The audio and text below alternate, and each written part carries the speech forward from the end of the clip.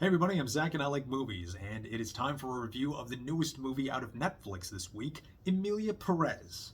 This is the latest film from acclaimed French director Jacques Audiard, who I haven't seen all of his works, but the ones I have, they're quite interesting. They're typically these sort of unconventional crime movies that focus a lot on interesting like these characters and situations and even cultures that you typically wouldn't get in a typical crime thriller, such as his 2015 Palme d'Or winner about an Indian family immigrating and acclimating to the French community, Deepan. Very, very good movie. And also he had his first English movie, which was a really offbeat and really an interesting sort of Western adventure with a really stacked cast. The incredibly underrated The Sisters Brothers. Really cool movie. You should check that out.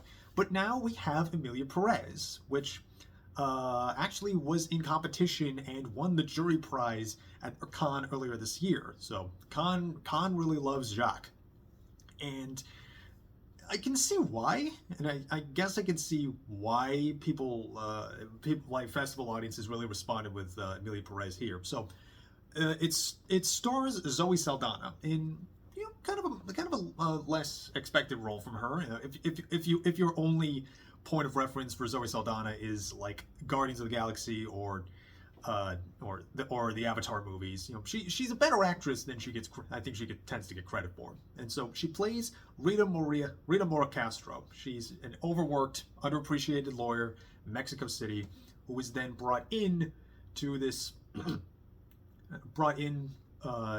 work for this cartel lord, Montez, who offers her payment and requires her services to find a sex change surgeon. Yeah, they've been going under hormone treatments for about 2 years, and he's looking for a good surgeon. So she's supposed to find a surgeon, help him out finishing out his transition and into the titular Emilia Perez. And also, by the way, Emilia Perez is played by Karla Sofia Gascón, who's quite good in this, I think, actually, and trying to keep that hidden from Montez's wife Jessie, who is played by Selena Gomez. So also, it's all a musical. Yeah. Also, it's not very good. This was kind of a rough one.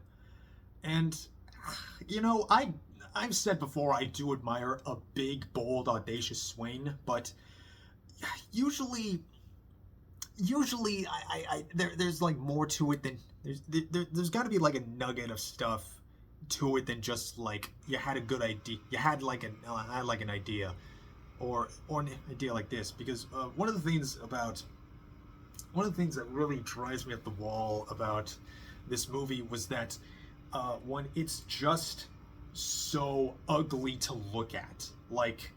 There's some real shockingly bad shots in this, and mostly because it's all told in this aesthetic of just this kind of bog standard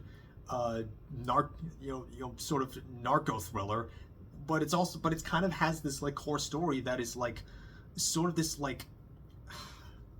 what it can only the only descriptor is a comically melodramatic telenovela. You have a cartel boss who transitions and he fakes his death to live his true self, and to live her true self, I should say. And later that's not the end of the movie. There's still 90 minutes left. This movie's 2 hours and 10 minutes long. Super does not need to be that long. And where it goes from there after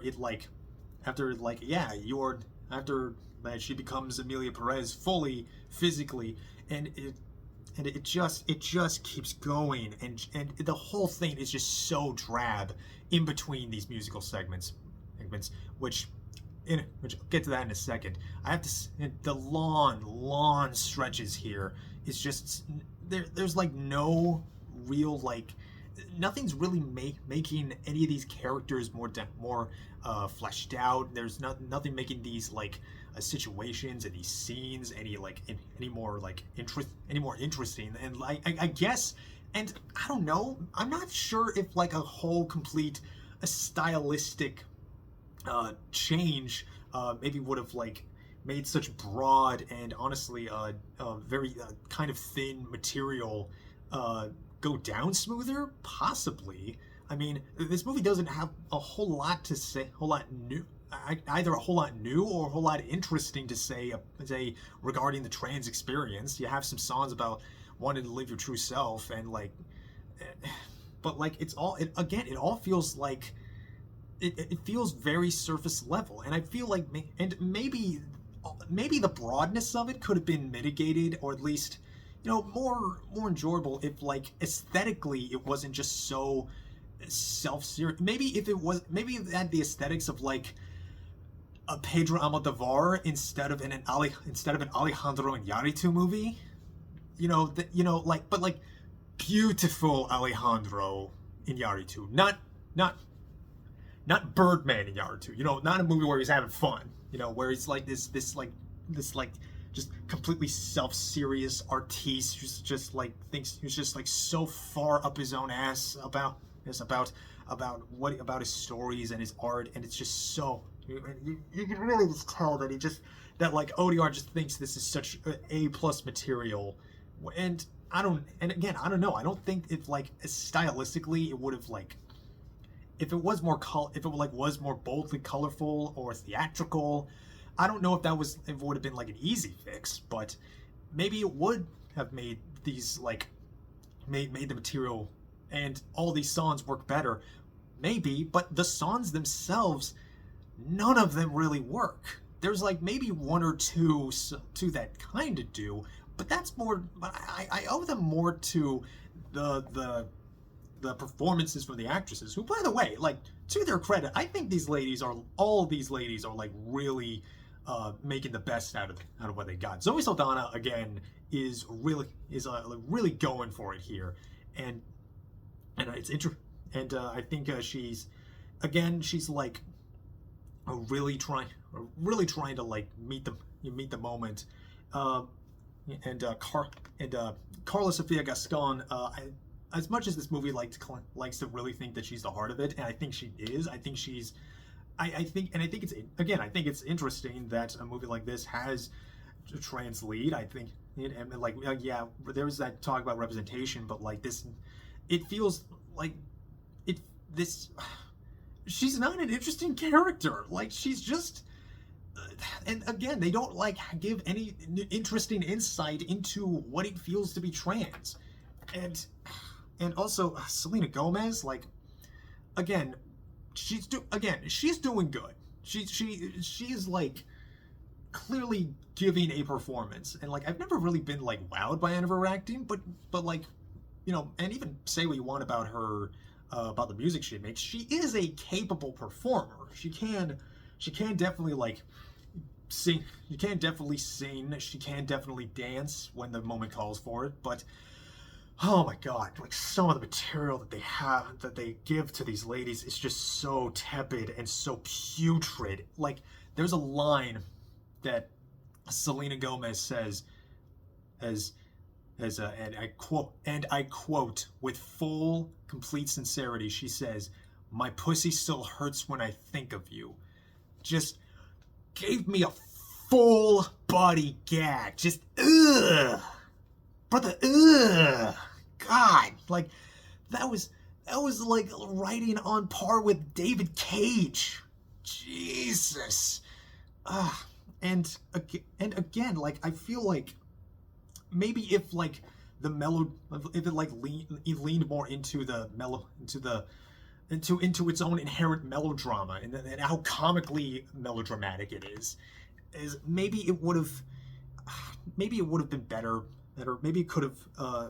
Maybe if the shooting wasn't so so bland and so self-serious. But again, these songs, none of these songs stick. Nick, and honestly, the way that these songs are sung, it's kind of this like a half talk, this sort of like half talky,